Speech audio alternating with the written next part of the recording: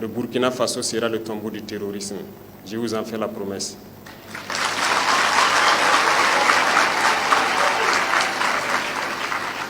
Nous ferons en sorte que nous poursuivons l'équipement, la formation et le recrutement de la jeunesse burkinabé pour défendre notre patrie et que nous puissions ramener le développement tant espéré au Burkina Faso pour le bonheur donc de nos populations. Donc soyez honorés pour ceux-là qui ont sacrifié leur vie pour que nous soyons là ici aujourd'hui. Et continuez de prier pour tous ceux qui continuent de se battre pour que notre patrie demeure. Les pupilles de la nation seront accompagnés. Les veuves seront accompagnées, insérées par le biais de l'entrepreneuriat, accompagnées par l'État. Oui, vous savez, au Burkina Faso, les hommes se battent pour la sécurité du Faso. Ces hommes laissent des orphelins derrière eux. Ils laissent des veuves derrière eux. Et que faire de ces orphelins? Ils ne peuvent pas être dans la rue, laissés pour compte, sans accompagnement, sans soutien. Les veuves également doivent savoir que leurs maris se battent pour une cause noble et juste.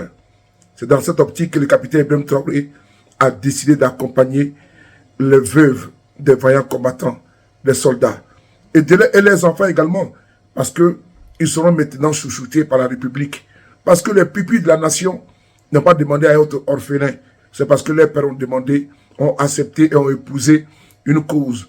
Ils donnent leurs dons, ils donnent leur sang, leur corps, leur vie pour la nation. Et quand ils tombent sur le champ d'honneur, ils doivent être récompensés à juste titre. Les enfants ne doivent pas être laissés pour compte, abandonnés par l'État. Le capitaine Ibrahim Traoré a trouvé la solution juste, pérenne, pour les pupilles de la nation, c'est-à-dire les enfants qui ont perdu leurs parents, qui se sont battus et qui se battent pour le Burkina Faso.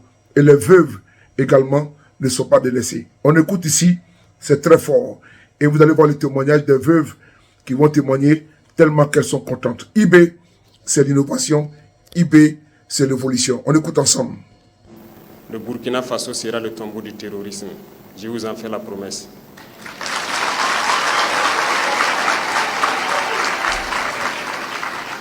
Nous ferons en sorte que nous poursuivons l'équipement, la formation et le recrutement de la jeunesse burkinabé pour défendre notre patrie et que nous puissions ramener le développement tant espéré au Burkina Faso pour le bonheur donc de nos populations.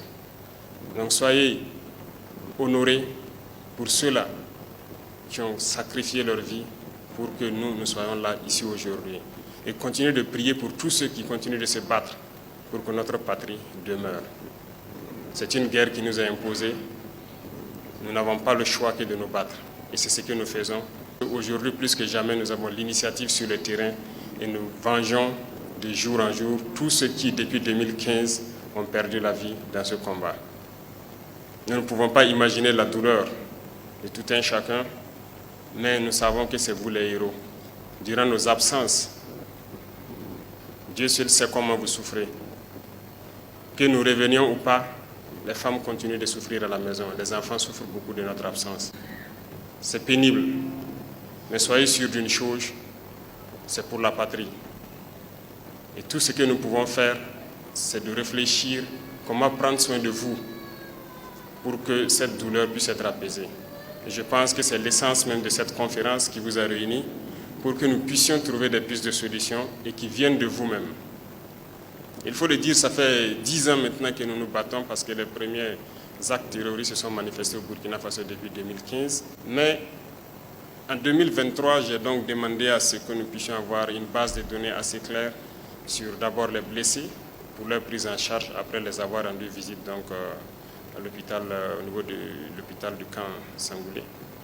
Et nous nous sommes rendus compte que nous n'avons pas de fichier exhaustif de nos blessés. Nous avons aussi tenu une conférence avec eux, donc l'année dernière, qui a permis de dégager beaucoup de pistes de solutions. Encore faut-il avoir un fichier clair. Et ça nous a permis donc en 2023 de réfléchir en même temps sur le fichier. Si nous n'avons pas le fichier de nos blessés, il faut que nous voyions donc est-ce que nous avons le fichier de ceux-là qui restent après nos héros qui sont tombés, c'est-à-dire les veuves et les orphelins. On s'est rendu compte aussi qu'on n'a pas de base de données fiable. Voilà pourquoi je pense que dernièrement, nous avons travaillé pour développer une application à partir de laquelle les gens pourront s'enregistrer. Et on m'a rendu compte en tout cas que l'application est prête et devra être lancée donc dans les heures ou les jours qui suivent. Et tous les mécanismes seront mis en œuvre pour aider ceux qui ne pourront pas s'inscrire d'eux-mêmes, les accompagner qu'ils puissent s'inscrire et que nous ayons d'abord un fichier exhaustif, clair, de tous ceux-là qui ont sacrifié tout pour la patrie. C'est à partir de là que nous pouvons accompagner véritablement les épouses que vous êtes et nos enfants que vous continuez donc de soutenir. Mais avant tout cela, nous avons pris un certain nombre de dispositions pour pouvoir accompagner autant que possible. Le fichier viendra donc nous donner l'ampleur de la situation et nous permettre de prendre les mesures idoines. Et c'est dans ce sens que l'ASOVIG a été créé, parce que si nous voulons agir effectivement en faveur donc de nos blessés et de nos veuves et orphelins, il faut que nous ayons une agence spécialement dédiée à cela. Parce qu'il y a beaucoup de services et je sais que beaucoup d'entre vous sont souvent emmerdés même par la panoplie d'associations ou de services qui continuent de vous appeler à gauche et à droite pour certaines choses. Nous voulons uniformiser toutes ces données. Voilà pourquoi l'ASOVIG a été créée. Et je pense que vous allez contribuer à travers donc, des représentants au niveau de l'ASOVIG pour prendre en charge un certain nombre de données. Je suis déjà content du premier point qui a été soulevé, notamment trouver une fêtière qui va regrouper donc toutes les veuves au Burkina Faso. Ça, c'est déjà un très bon départ. Avec la base de données, je pense que ça sera très facile à faire. Et c'est à partir de là que nous pourrons agir de façon consistante en votre faveur. Revenant donc aux points qui ont été soulevés ici, quand je prends le cas de l'autonomisation des femmes, tel que vous l'avez dit, c'est obligé d'aller vers ça, que chaque femme puisse avoir de quoi donc nourrir sa famille. C'est ça l'essence même de ce que nous voulons faire. C'est un impératif. Sinon, comment on va scolariser les enfants? Comment on va prendre soin des enfants? Donc, dans ce cadre, vous avez cité un certain nombre de mesures qui peuvent être envisagées et nous allons réfléchir sur le cas de celles qui ont fait les écoles professionnelles, les diplômes académiques. Le ministère de la fonction publique même réfléchit déjà sur ça, sur les questions de quotas, notamment aussi les centres de formation que nous avons déjà initiés à petite échelle, mais ce n'est pas globalisé. Et je dis encore, le fichier viendra nous permettre d'avoir une cartographie, parce qu'il y a celles qui sont dans les grandes villes, mais il faut qu'à travers les fichiers, nous puissions savoir combien de femmes viennent par exemple de Gorom, combien de femmes viennent de Nyangologo, combien de femmes viennent de Nouna, ainsi de suite. Ça nous permettra d'avoir, en fonction de la situation géographique, la proportion de femmes, et nous pourrons décider de mettre des centres spécifiques dans certains endroits du pays pour pouvoir accompagner. Mais d'ores et déjà, avec tout ce que vous avez dit, je peux vous dire quelque chose. Nous sommes dans une dynamique de pouvoir vous insérer au fur et à mesure, que ce soit celles qui ont des diplômes ou celles qui n'en ont pas. Déjà, celles qui bénéficient de formations, que ce soit en couture, en saponification, en restauration et autres, nous sommes en train de restructurer beaucoup de fonds au niveau du gouvernement. Alors, cette année, j'ai pu voir le rapport, par exemple, du fonds qu'on a baptisé Faso Kounaouli. Ils ont donné des prêts à hauteur de près de 7 milliards. Mais ceux qui bénéficient du prêt, l'objectif pour lequel ils prennent le prêt, j'ai donné des instructions pour réorienter les prêts vers des objectifs assez stratégiques. Vous pourrez bénéficier de prêts dans ces structures. Le FARF que vous connaissez bien, que nous sommes aussi en train donc de redynamiser, ça c'est en faveur de toutes les femmes. Et si le fichier est clair, nous pouvons donc avoir des avantages particuliers pour que vous puissiez avoir aussi des fonds là-bas pour pouvoir vous installer. Il y a le fonds qui existait pour l'inclusion financière pour vous faciliter cela.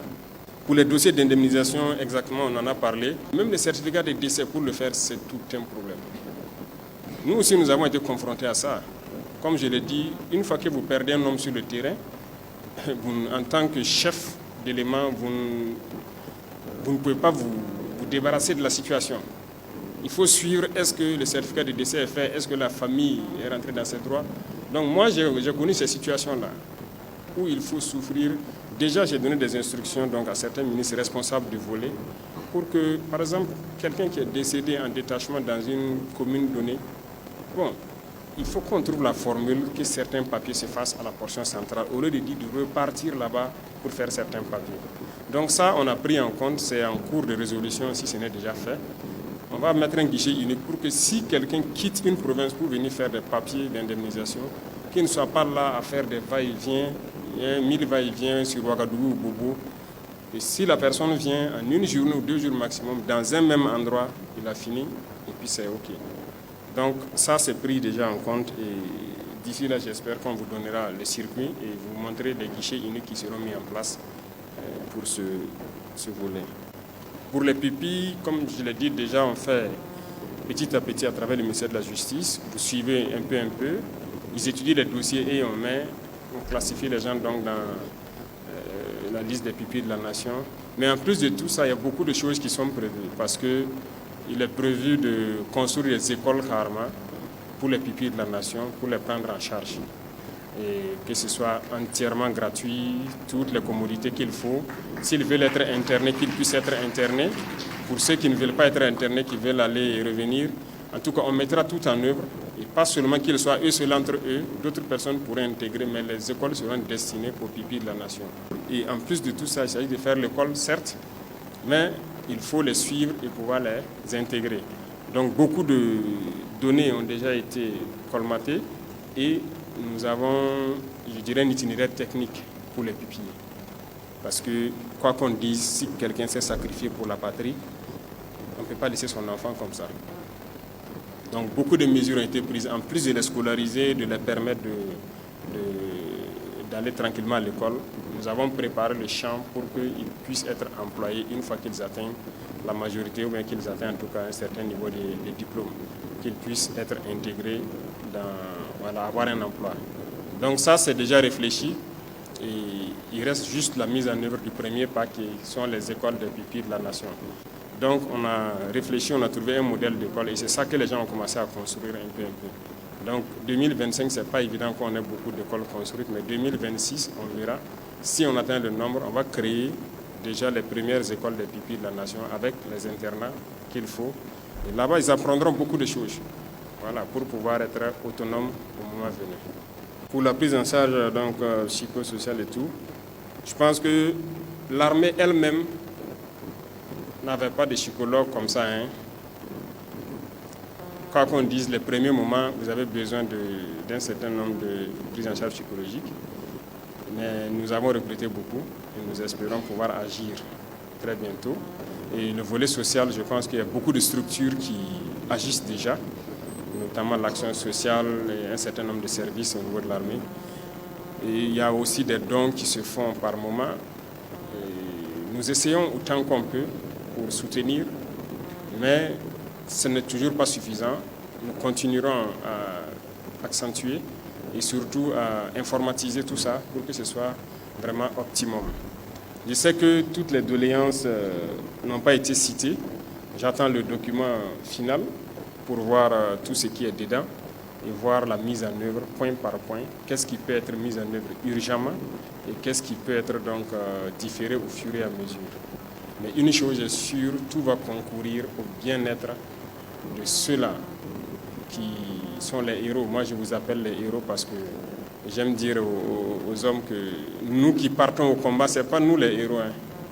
C'est vous qui êtes derrière, qui passez les nuits blanches là, à réfléchir, à penser à tout ce qui pourrait arriver. C'est vous les héros. Et c'est vous qui prenez soin des familles derrière nous. Le militaire n'est jamais là.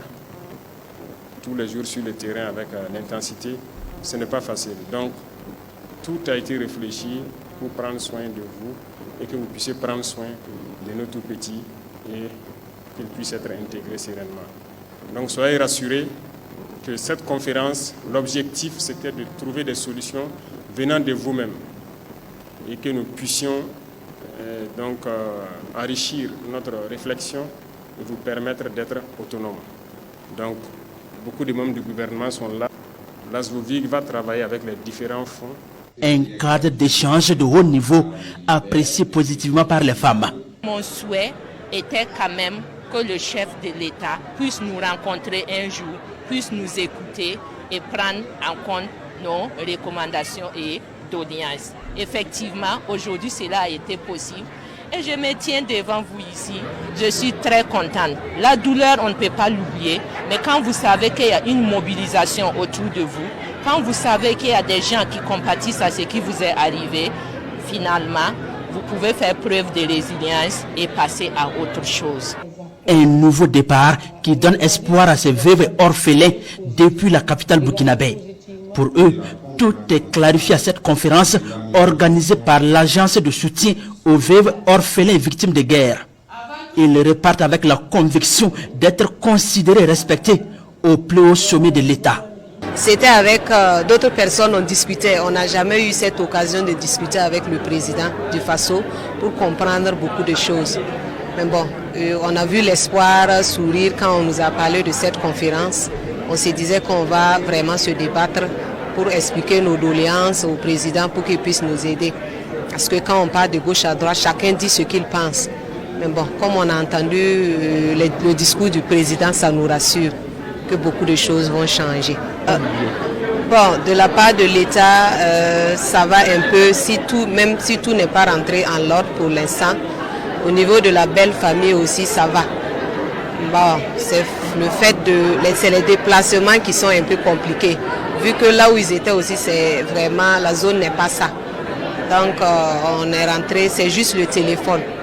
Sinon, il n'y a pas de problème au niveau de la belle famille. Voilà, mais au niveau de l'État aussi, il y a quelques dossiers qui ne sont pas encore rentrés. J'étais contente parce que je sais qu'il n'est pas parti pour rien et je sais qu'on va être pris en charge. On va s'engager à travailler à l'école, il a fait plaisir au président. Les efforts du chef de l'État en faveur de l'amélioration de leurs conditions de vie sont ici salués. Les temps sont durs, mais pas question pour eux de baisser les bras. Je vends des condiments devant la porte pour nourrir mes enfants. Je suis contente que la nation burkinabé ait reconnu le sacrifice que mon mari a consenti. Je prie Dieu que le climat social s'apaise pour que je reparte chez moi pour les travaux champêtres. Bon, 3 jours de recollection. En tout cas, on a été vraiment très satisfaites, surtout avec ce que Son Excellence, Monsieur le Président du Faso, vient de nous promettre. On est vraiment contents. Et on aimerait aussi à ce qu'on nous aide, parce que dans le programme, on dit qu'on va habiller les enfants avec le Faso d'Anfani et le Coco Donda. S'ils pouvaient penser aussi à nous, il y en a parmi nous qui ont bénéficié de la formation teinture, tissage et Coco Donda. Au regard du succès de cette première conférence, veuves et orphelins des forces combattantes tombées pour la nation appellent à sa pérennisation. Tous s'engagent à œuvrer davantage pour le retour de la paix au Burkina Faso.